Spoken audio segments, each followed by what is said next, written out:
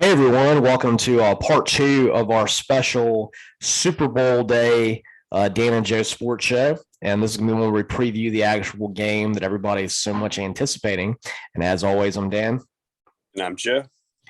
All right, Joe, I thought that it'd be really appropriate for this game with looking where the Bengals are, where they kind of came out of nowhere to have just an amazing season and get this opportunity to win their program's first Super Bowl, to look at teams that I think are kind of similar throughout the history. And really, when you think about it, a lot of teams that come from situations like the Bengals tend to be the ones that win this. You look at the programs that never won a Super Bowl. You think about the New Orleans Saints back in 2009, making their only Super Bowl, winning it. But really, I think more along the lines of these teams that maybe barely won their division, were wild cards, were kind of the lowest of the low coming into the playoffs. You think about the Giants, they twice upset the Patriots when the first time, I think the Giants were like 9-7 during the regular season when they beat the Patriots team that, of course, was the greatest team in the history of the NFL, right? They were about to go for the undefeated season. And from everything goofy you could imagine happens for the Giants to win that game, most notably, of course, the pinned the catch where he pinned it against his helmet. And, you saw that. But that Giants team, they had great defense, they had belief, and they beat the Patriots twice in that season. And then, of course, a few years later, they had a slightly better team, but they beat the Patriots again when they were heavily favored. And there was also an amazing catch by Victor Cruz in that one. It's kind of interesting how that went down. And then I'll also think back to, yet again, the Patriots. Interesting how the Patriots keep coming up on this, but that shows you how great they were to get to these points. The Eagles team, we went this in the last podcast about the Philly special, where Nick Foles caught a touchdown pass from someone else throwing it to him. That was a game where the Eagles came in, hadn't had a lot of expectations. They had been a pretty good team during the regular season, but they were not outstanding by any means. They ran through the playoffs, coming from the wild card game up, made the Super Bowl, and beat the Patriots in a really great offensive game, 41-33. And so I think that if you wanted to look for an advantage the Bengals have, history says these teams that can rise from being in the wild card games and not having a whole lot of expectations on them, kind of being the surprise teams, have come out and won these Super Bowls against these teams that are expected to be there, like the Rams. Yeah, I think they definitely can look at that precedent, as a cause for optimism. But I also think just having Joe Burrow, that it factor that he plays with, that's a huge calling card as well. There's just something about him. Like with the Rams, you kind of worry about them making a big mistake or somebody fumbling or something like that. Like if you're the Rams, it's almost like making sure you don't do something to mess it up. And if you're the Bengals, you feel like if they win, it's because of Burrow. The one thing, though, that concerns me for the Bengals is if you're just kind of comparing it straight offense versus defense, I do think that there's precedent for defenses winning most of the time in those kinds of situations. Yeah, I agree with that. I mean, a lot of people like to say that nowadays offense is what wins championships. The old credos used to be defense wins championships, defense wins championships. But you look at the NFL, that was kind of going that way a little bit, but lately those defensive teams were the ones that have come back. And we talk about the same Rams team a couple of years ago when, of course, the pass interference was missed against the Saints. The Rams made the Super Bowl. The Patriots, in what was a completely awful offensive performance, beat the Rams 13-3 in just a really ugly game where the Rams could do nothing offensively. And it was the Patriots defense that got the job done that day. Had nothing to do with Tom Brady. I think the only player that had a decent game in that was the receiver that they had for so many years. Oh, Edelman. Edelman had a pretty good game. I think he ended up having like 130 yards, something like that. But really, outside of Julian Edelman, no offensive player had anything in that. And the Patriots defense got the job done.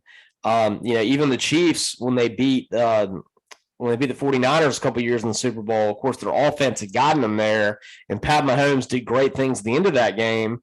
But for most of that game, it was a defensive slugfest that the 49ers were winning, and the Chiefs were able to just stay just enough within shooting distance to come back and win that game at the end. Yeah, and that was the game I think the 49ers would say they kind of largely gave away. Like it was kind of similar to their loss against the Rams this year, in credit, both teams for coming back at the end. And so, yeah, I feel like, for many reasons, you have to favor the Rams coming into this game. Well, and Joe, something else too that I think, favors the Rams is, of course, their defensive line. When we talked about it during this game last year, during this podcast earlier today, their defensive line is so superior to the Bengals' offensive line. It's the biggest mismatch in this entire game. I would say the Rams maybe have the best defensive line in the NFL, while the Bengals have the worst offensive line in the NFL. And that's a huge issue right here. I mean, Burrow is a very mobile quarterback. He can escape a lot of pressure, but you're talking about 4 games in a row where he's had to do it. And this Rams team is just killing it on the defensive line right now. And it's hard to imagine that Joe Burrow gets sacked less than 5 times in this game. And we had the game against the Titans, which I would say probably has the most comparable defensive line to what the Rams had in any other team in the NFL. And the Titans got Joe Burrow 9 times. They will not win this game today if they get sacked 9 times. Yeah, I mean, Burrow's got to be brilliant, but the offensive line has to help him out too. He's got to get the ball out fast. But I really think, like I said earlier, the Rams are going to have to make some mistakes to help out the Bengals. Like, straight up, it's hard for me to find a pathway to Cincinnati winning this game. That's right, Joe. I mean, you want to talk about I talked about the game against the Titans with 9 sacks that they had on Joe Burrow. What was the reason the Titans lost that game? It really wasn't Joe Burrow. It was the fact that they threw 3 interceptions in that game, including on a drive when they were pretty much already in field goal range. Mm-hmm. And then Tannehill threw an interception that gave the Bengals the ball back and pretty much near midfield. They got a couple big plays and then got the field goal. But it was because of Tannehill's 3 interceptions in that game. That's the reason the Bengals won that game, to overcome 9 sacks. And I don't think that you're dealing with a guy that's going to throw 3 picks in Matthew Stafford. Stafford has always been an extremely consistent quarterback. And it's hard to even think back when he played for the Lions, who were just awful. It wasn't ever Stafford the reason they were losing that game. Even with, really outside of having Megatron, not the best wide receivers with the Lions, Stafford didn't make a whole lot of mistakes and didn't throw a lot of interceptions. No, and he's had a brilliant postseason. Just 1 interception, completed 72% of his passes this postseason. Yeah, so, I mean, that's a big stat right there. I think that, we didn't talk about it during our prop bets last time, but I think that 5 is the number if you're the Bengals. I think if you can, let's say 5.5, if you have Joe Burrow get sacked 5 times or less, you probably feel like you did a pretty good job against this D-line of the Rams. If it goes the other way, I think that it trends much more towards you losing this football game if the Rams get 6 sacks or more. I think so. And then the other concern, if you're Cincinnati, the Rams offense, it's not just Stafford, it's Kupp and company as well. That's right. And Cam Akers has been a very good running back that's kind of coming on in the second year out of Florida State. Definitely one of the big the misses, I think, in terms of running backs that Ole Miss could have had. It would have been nice for them to have gotten Cam Akers. I believe he played at Jackson Prep. So that would have been a really good player to get right there. But I think he's coming on right now. And I think that, this Rams team can just beat you so many ways with Stafford to Kupp. You think about OBJ, who is coming on to a new team again, and there's a lot of things about what he's been in the locker room, but he's been playing really great lately for the Rams. And Van Jefferson's doing a really good job with them too. So they've got a lot of good wide receiving options right there. And then, of course, I think Cam Akers is a good running back, and they've definitely got a lot more ways they can beat you. And right now, when it comes to the Bengals, it's more Joe Burrow and Jamar Chase sprinkled in with some of T. Higgins that's getting them where they are. And then, Joe Mixon out of the passing game and running the football can also be good, but definitely seems like less offensive options for the Bengals. Absolutely. And when you mentioned Van Jefferson, I think about another, Ole Miss, what could have been player as well, when he transferred to Florida. So it's kind of crazy that the Rams kind of have that theme, former or could have been Ole Miss players. But yeah, I think, with this matchup for Cincinnati, though, the good news is you got Burrow. And to me, Dan, it feels like largely a free shot. You weren't expected to be here. If you're the Rams, if you don't win this game, I don't think their franchise can recover from this loss. I don't think so either. I mean, this is kind of, you think about it in poker terms, the Rams put all their chips in the middle of the table for this season. They feel like they got a straight flush right now. And odds are that you should win the championship with this. The only question is, do the Bengals have the royal flush? Is there that one card, one set of cards that can beat them? Because the Rams did everything. They sold out everything. They went way over the cap, got all these veteran players. They went out and got OBJ, went out and got Von Miller, just to load up this team and make it so talented. Went out and got OBJ. And right now, you can't sustain that with the cap for multiple seasons in a row. Went out and got Matt Stafford, which, of course, the biggest piece out of all of these. And so this is a now or never thing. I mean, Matt Stafford, he might not even play another year. This is probably his swan song too. So you're doing everything you can to win the Super Bowl this year. And if it doesn't happen, I don't think you're going to be back here next year. It might take a few years. It might not ever happen again. Who knows?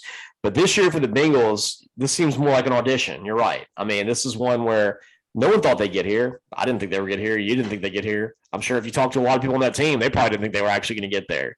And, they did it with tough defense, really sound quarterback play, dealing with a lot of adversity, especially when it comes to that offensive line, which just puts Joe Burrow in constant, battle of the bulge type war conditions. And, but they've gotten here. And so you feel like they got so much young talent when it comes to Jamar Chase, T. Higgins, and they're just going to kind of keep growing and growing with Joe Burrow getting more and more excellent, possibly being an MVP at some point in the next couple of years. And you feel like with the Rams, this is their golden goose. This is their opportunity. Mm-hmm. Yeah, and that's why I'm going to pick the Rams to win. I'm going to say the Rams win this game 23-17 and finally get that elusive championship for Sean McVay. Yeah, Joe, I mean, I'm wearing my Saints shirt today. I want Joe Burrow to win. I really do. I like the Bengals. I'm so excited that they've done what they've done to gotten here. But I got to say that I don't see how they can win this game. I really don't. I think that the offensive line is an issue that they cannot recover from in this game. They've been able to skate by it a lot, and they even skated by it in a game where it should have cost them against the Titans, but they played a quarterback in Ryan Tannehill, which I would say on Ryan Tannehill's best days, he's probably a fringe top 10 quarterback in the NFL. And on his worst days, he's probably closer back to the 20s. But right now, they're playing a guy that, regardless if it's his best day or his worst day, he's a top 5 to 10 quarterback in the NFL. It's just whether or not he was on his best, top 5, worst, top 10. And Stafford doesn't make those kind of mistakes. So therefore, with you having Stafford on the other side, you're going to have to score some points. You're going to have to do some special things. I don't think that their offense can do it against this Rams defense. I think Aaron Donald, I think he rested Von Miller is going to be a big difference. I mean, we saw what Von Miller did against Cam Newton a couple years ago in the Super Bowl, and you've seen what Von Miller has done the last few games of the season. It seems like that's become a really good move for him. And I just think that the defense of the Rams is going to be the main thing that wins in this game. I think it's going to be a low-scoring slugfest. I like the Rams 19-13. And, Joe, I'm going 2 touchdowns for the Rams, a field goal, and a safety. I'm calling Von Miller to get a safety on Joe Burrow. And I think that you see from the Bengals standpoint, you're going to see Shooter McPherson get 2 field goals and a touchdown. I think that's solid. I could definitely see that happen. And I think both of us kind of expect a lower scoring game and somewhat, the probably not the most aesthetically pleasing game at times either. No, I don't think this is going to be like that game we talked about earlier with the Patriots and the Eagles, which if you're an offensive guy, that's kind of what you look for in a Super Bowl is what you'd want, the 41-33 type game. That's not what you're going to see. This is going to be a lot closer to that Rams-Patriots Super Bowl you saw a couple of years ago that was 13-3 than you will any kind of huge offensive output like that 41-33 game with the Eagles and the Patriots. I think so. And so, yeah, I think this is going to be the year of Georgia, Joe. You got to see Georgia get their first national championship since 1980. Matt Stafford, of course, was on a couple of those teams. They got really close to getting it done. And I think Matt Stafford's going to be, after a really excellent career where he played for one of the worst franchises in the NFL, now he went to a new one. I think he's going to get a very well-earned first Super Bowl for him. Yeah, I think the storyline after the game, Dan, will largely be about validation and vindication for the Rams, and then what will be in the future for the Bengals, with the promise of what is to come. That's right. But I look forward to be a good game and definitely kind of a good old school, like an SEC type football game. 19-13, low scoring, slobber knocker. Absolutely. I want to thank everybody for listening, and we'll be tuning in the Super Bowl in just a few minutes. You can catch this and all of our other podcasts on Spotify. Just look up the Dan and Joe Sports Show on Spotify. You can also subscribe to our YouTube page where we've been uploading our videos for the last couple months. And then, of course, you can also like our Facebook fan page and follow us on Twitter at DJ Sports Show. And as always, I'm Dan. And I'm Joe.